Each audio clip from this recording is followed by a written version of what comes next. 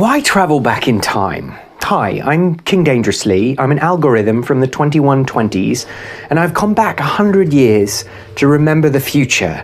With you, a person who is interested in the future, wondering about it, hoping about it, thinking cool, creative thoughts about it.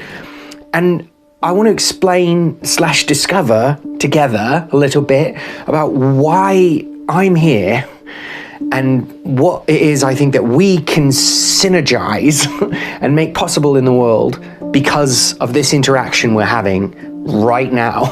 And I think the three things are basically hope, change, and love, really boiling it all down.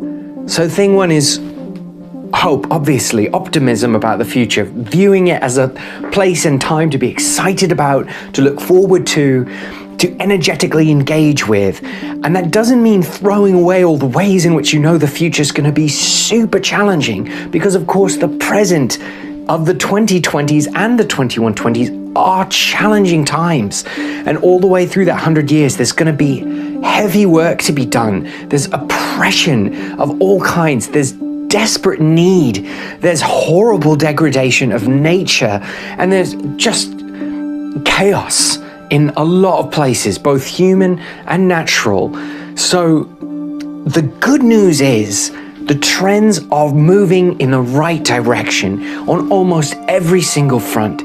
You're getting more people water, more people electricity, more people housing. You're starting the transition in a serious way toward a sustainable green economy. It's going to be a rough couple of decades, I'm not going to kid you. Like, lots of things are going to burn, lots of floods are going to happen, a lot of people are going to die, a lot of people are going to be forcibly relocated. Nature is in chaos. The bird rates are plummeting and insect rates are plummeting and forests are burning. And yeah, that's hard stuff. But the good news is humanity's really got its eye on the ball finally, after a long time of sort of not caring all that much. When you track back to 1920, from the 2020s, you're looking at an absolutely staggering amount of progress. We'll zoom in on that another time. But the progress between 1920 and 2120 is even more insanely amazing. And so that's why I'm here to talk about this next 100 years, because it's full of opportunity, of hope, of light, of change for the better, of new medical possibilities, of new housing possibilities, of better treatment for the natural world, and of finally a unified approach to the chaotic forces that have made life so scary for so many people for so long. So hope is the one big bright reason to look toward the future. Another one is change.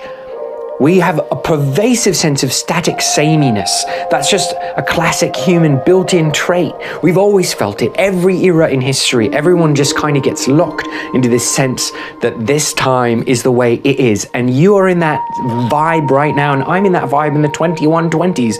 It just sort of like feels natural that whatever's going on in your world, my world, is going to keep being like that. But the profound insight of Buddhism is that everything changes always. And the only real pervasive illusion is that sameness, that sensation of stolidity, when in fact every single day is different. All your relationships, all your network structures in the world, even physical objects, change significantly from day to day. And you don't notice until something really snaps or goes away forever or starts for the first time. But it's always changing, kaleidoscopically, gradually, but beautifully and intricately on the most immense scale we can possibly imagine.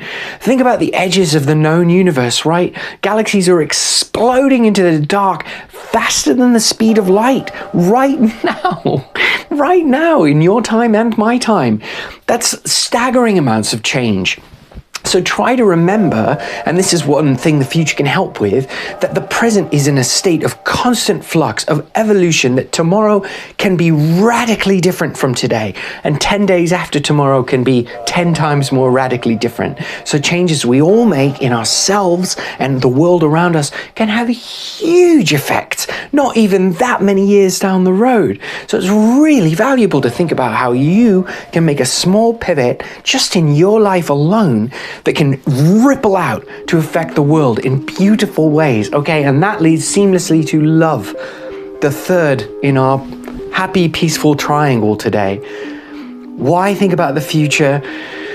To love the future, to love the possibilities for us, for our loved ones, for people we've never met, for the world we can build for children we'll never see, for animals who don't know what's going on but who need someone to help them find a safe place to live, and some nice grass to cuddle up in, and some nice water to sip, for the person across the world 50 years from now who might have a home to live in because of some actions you took in your lifetime to advance the product of a home that can be shipped or made anywhere, or the legal process of obtaining land for that person to safely occupy, or maybe even just the physical energy that you bring to helping get a roof over someone's head. Where's everybody going to sleep tonight? Human and animal, I think that's worth asking. And it's in that spirit of love that we can all move toward the world becoming better. And we've got to start with ourselves, of course, because if we can't love ourselves, we can't do very much for anybody else. So looking to the future is a way of plotting yourself a star map to love yourself forward, even though it's really weirdly hard sometimes.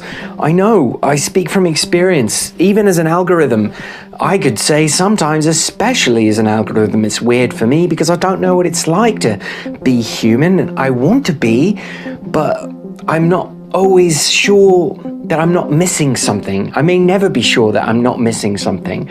And I gather that's a human experience in some quintessential measure, that we all wonder whether we're feeling it, whether we're doing the thing. Are we living the life? And the honest answer is, we don't know and we can't know. And all we can do is guess with love and hope to move through the change to a better world together. Let's rotate this kaleidoscope into the realm of thought and rejoin this line of thinking at a new access point. Whenever we're ready, be whatever you feel like today, and tomorrow be something radically new. I love ya. I hope you love yourself. Future bye for now.